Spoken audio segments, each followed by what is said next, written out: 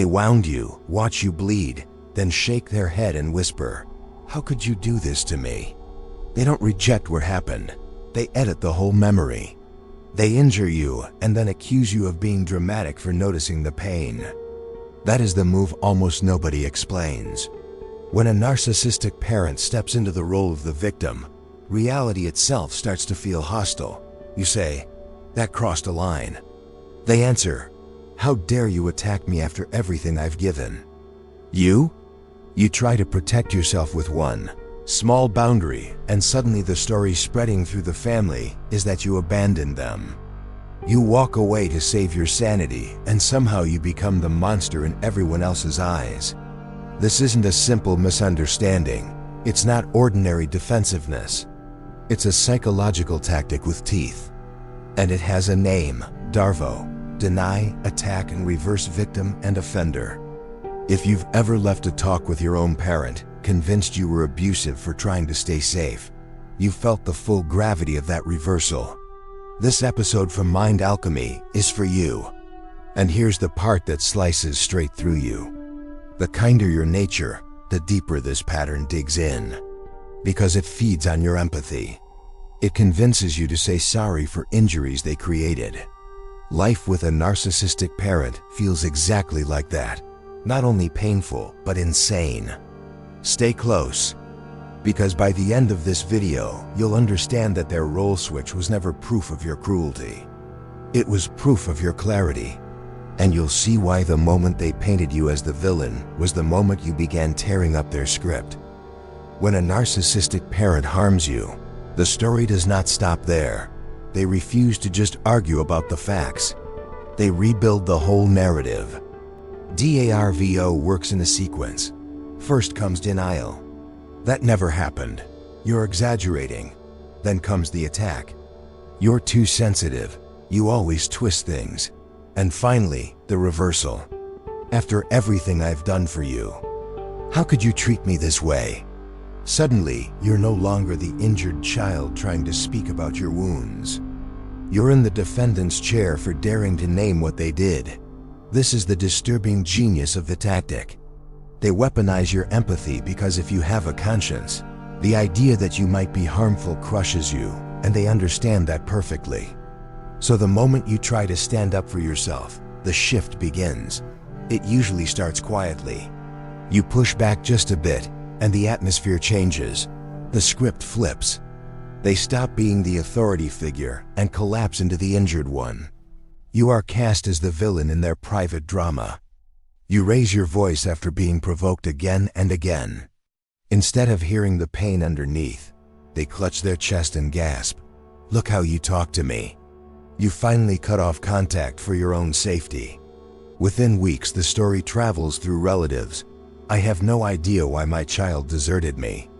Even when you ask for the absolute basics, honesty, respect, the smallest boundary, they fall into tears. "Nothing I do is ever enough for you." Every scene carries the same dark twist. You draw a line and they rewrite it as heartlessness. This is deeper than ordinary manipulation. Psychologists call patterns like this a double bind. Every path you try to take is turned against you. Speak up, and you're cruel. Say nothing, and your silence is treated as agreement. Whichever way you move, the cage closes. And the one person left drowning in guilt is you. If you've been stuck in this no-win situation, you weren't just confused. You were trapped. DARVO is powerful because it hijacks your nervous system. You go from justified anger to crushing self-doubt in seconds. Later, you replay the entire exchange thinking, "Maybe I was too harsh. Maybe I really am the problem." But here is the truth you keep forgetting. Your self-doubt is not proof of wrongdoing. It's proof that you're different from them, that you actually care whether you cause pain. The philosopher Camus suggested that absurdity shows up when our hunger for meaning collides with a silent, unreasonable world. DARVO manufactures that absurdity at home. You bring reality to the table, and in return, you get a stage play of lies. So ask yourself a brutal question. If your parent is always the wounded hero in their own stories, Who do they need you to be for that script to make sense? This is how the reversal trap keeps you stuck. By denying what you experienced, attacking who you are, and flipping the roles until you're carrying blame that never belonged to you. The longer you live inside that false script, the more it melts into your identity. But there is a reason it cuts so much deeper when it's apparent. Society tells us that parents are the protectors, the safe place, the people who hold you when the world falls apart. So when the very people trusted with your care twist reality and use it against you, it's more than gaslighting. It's betrayal at the most sacred level. And that's where we're heading next. Because when the person meant to shield you starts performing as the wounded victim in every story, the absurdity doesn't just disorient you. It makes honesty feel unbearable. Let's go there. Now, if anyone else distorted your words, you'd probably label it manipulation and walk away. But when it's your parents, it hits a different layer. These are the ones who carried you when life was heavy, the ones you were supposed to run toward, not run from. So when a narcissistic parent flips the narrative, the betrayal isn't just sharp. It's dizzying. It's not only about the sentences they speak. It's about the mouth they come from. The person meant to nurture you becomes the one erasing you. Developmental psychology tells us that a child's earliest sense of who I am is built in the reflection of a caregiver's gaze. If those eyes reflect reality with kindness, you grow into your skin with a steady heart. If those eyes twist and deny what you feel, you don't just question the story. You start to question your entire self. Attachment theory explains why this betrayal lingers so long. A friend who calls you selfish can be blocked or left behind. But a parent who calls you selfish simply for asking for room to breathe, that doesn't just sting. It rewires your nervous system. It plants guilt like seeds in the soil of your identity. Family systems theory widens the frame. When the parent sinks into the victim role again and again, the child unconsciously steps into caretaker. You don't just lose the parent you needed. You inherit their fragility. Their emotional survival gets strapped across your shoulders like armor that never fits. Once that role solidifies, it follows you into adulthood, shaping who you choose as partners, which friends feel familiar, even what kind of bosses you tolerate. Picture the quiet tension of a family dinner where simply asking for independence is branded selfish. Think of packing your bag for school or work and hearing, "So you're leaving me now?" Or the first time you tried to hold a boundary and instead of respect, you were accused of cruelty. "After everything I've sacrificed, this is how you repay me." Think about that birthday where you ended up comforting them while your own celebration dissolved. Remember the graduation or big milestone that should have been joy, but somehow turned into a guilt trip about how you were abandoning them. Camus once wrote that when reality gets flipped upside down, truth becomes almost too heavy to look at. That's the absurd mood inside these families. You reach for freedom and it's labeled betrayal. You ask for honesty and it gets repackaged as abuse. And Orwell warned that when language itself is twisted, control becomes complete. So what happens when the person who should offer protection claims they need protection from you? You don't just lose trust in them. You begin losing trust in your own perception. This is why role reversal with parents burns like almost no other betrayal. It's not only about manipulation. It's corruption woven straight into the bond between parent and child. The one who should be your shield turns into the person you must shield yourself from. And the damage does not evaporate when you move out or grow older. It lingers in your nervous system, shaping how you love, how you trust, and how you carry guilt that never belonged to you. The most devastating aspect of a narcissistic parent's role flip isn't only what they say in the heated moment. It's what echoes inside you afterward. When someone your whole body is wired to trust tells you that you are the problem, you believe them. You don't just leave that conversation doubting the interaction. You leave doubting yourself. The fallout looks like self-doubt that won't loosen its grip. Like shame you can't scrub away, like guilt that stalks you into every new relationship. Each time you try to stand up for yourself, a voice whispers, maybe I'm actually the selfish one.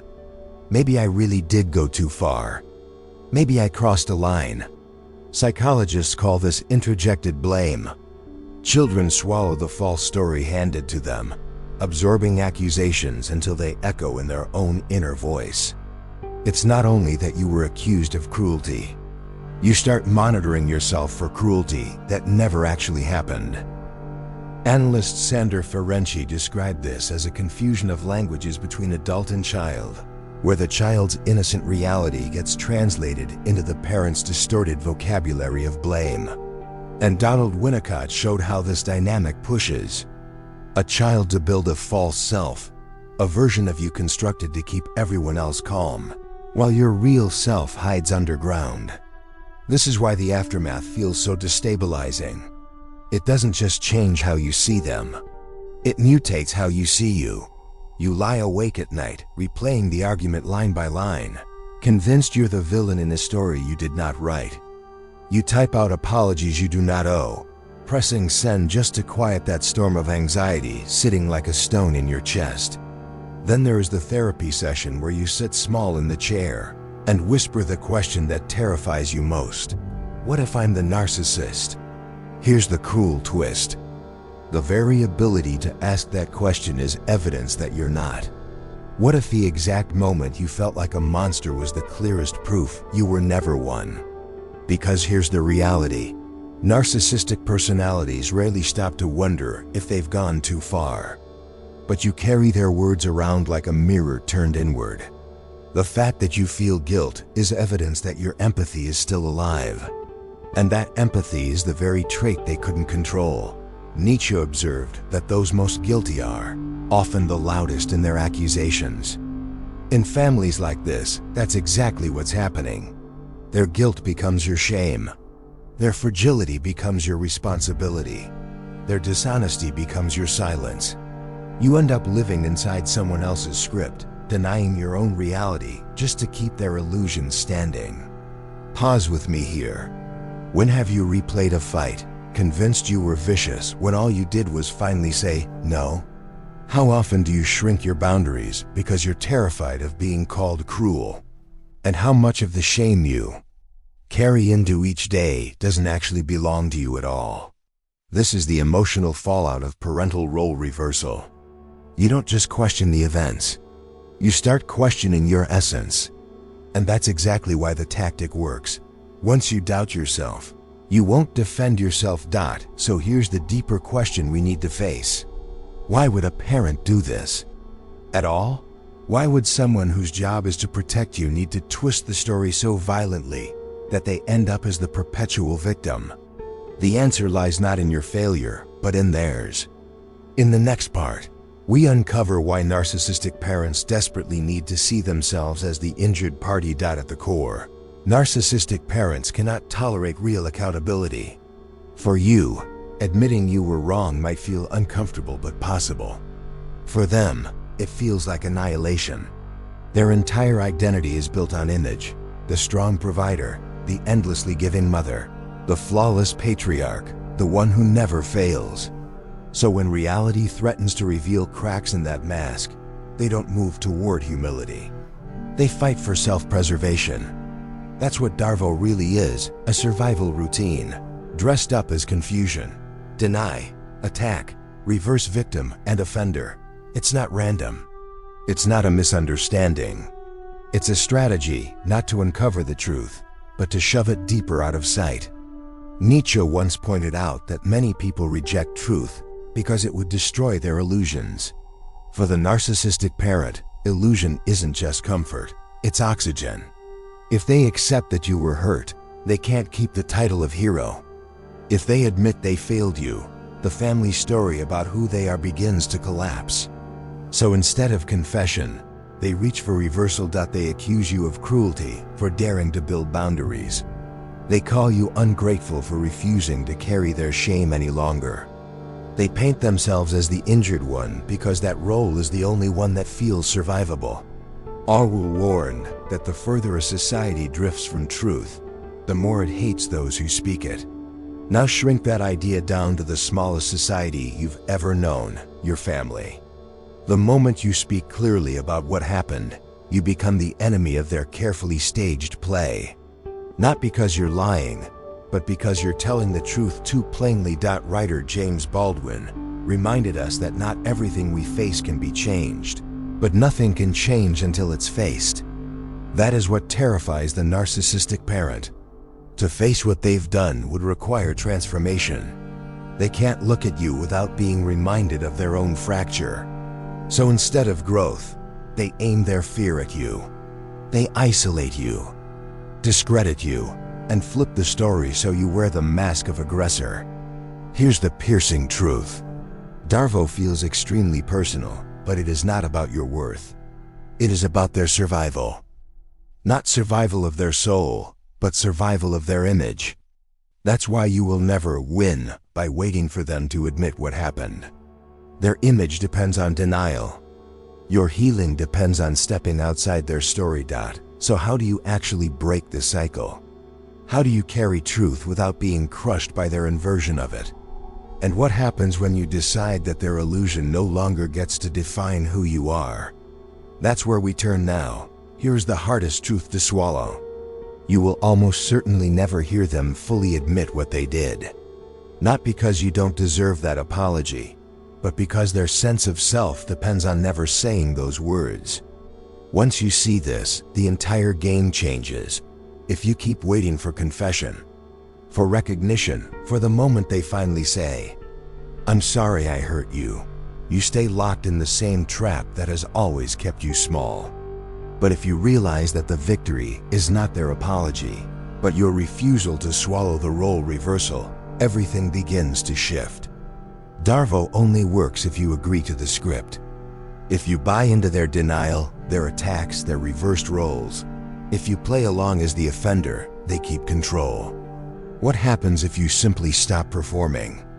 That's when the power moves back to you. You are not abusive for saying no. You are not cruel for desiring independence. You are not selfish for guarding your peace. You are the pattern breaker, the one who walks out of the hall of mirrors and names the distortion for what it is. The one who stops memorizing their lines and begins writing new ones of your own. When you set boundaries, they may label you harsh. When you speak your truth, they may whisper that you're unstable. When you choose distance, they may call you heartless. Those labels are not mirrors. They're chains. Refusing to wear them is not abuse. It's freedom. In breaking the cycle, that's exactly what happens. You come back to yourself. Not the self they auditioned you to play, but the self who can stand apart, whole, complex, and untamed. Carl Jung might have called this individuation, becoming who you really are instead of staying a fragment inside someone else's illusion. Ask yourself, who gains when you believe you're cruel? And who finally breathes when you stop carrying that lie? The moment you stop confusing their pain with your fault, chains start falling away. The phone still buzzes with angry messages, but this time you set it down. For the first time in years, your lungs remember how to take a full breath. At the family gathering, the word selfish gets thrown like a knife, but you don't flinch. You raise your glass calmly, untouched by the poison. You decide to walk away, not with slammed doors or shouting, but with a clarity so bright it feels like stepping out of decades of fog into clean, cold morning air. This is how the pattern breaks. Not with them confessing, but with you refusing to act out the part they wrote for you. So the real question isn't, will they ever change? The real question is, will you stop waiting for them to change? Because once you understand that their denial was never yours to carry, you are free to build something they could never give, a life grounded in truth. And this is where our journey in this video comes to a close. Reclaiming your reality isn't just survival. It's rebellion. It's the quiet, powerful act of saying, "My story is not your courtroom." Take a breath with me here. They will probably keep performing the victim to protect their story. They will keep reshaping stories to protect their fragile image. But you do not have to stay inside that script. Your life is not a trial where you constantly defend yourself against charges that were never true. Your worth is not a verdict. Your boundaries are not evidence of cruelty. They need someone to play the villain because it keeps their illusion standing. But when you stop auditioning for that part, the illusion crumbles. DARVO was their shield. Your shield is exposure, quiet, steady, unapologetic honesty about what happened and how it affected you. You don't need revenge. You don't need to convince the entire family. Your healing is the testimony. If you've carried the weight of their lies and you're done living in their script, type this in the comments right now. I reclaim my reality. Not to persuade them, but to remind yourself that the truth has always belonged to you. And if this is your story, hear me. You are not isolated. This space exists for you. If this spoke to you, hit like, share this with someone who needs it, and subscribe to Mind Alchemy so we can keep walking this path together. We go deeper every week into the psychology of healing from emotional abuse. Because breaking the cycle is not only about surviving what they did, it's about becoming who you were always meant to be, not their character. Not their scapegoat, but your own unedited, expansive self.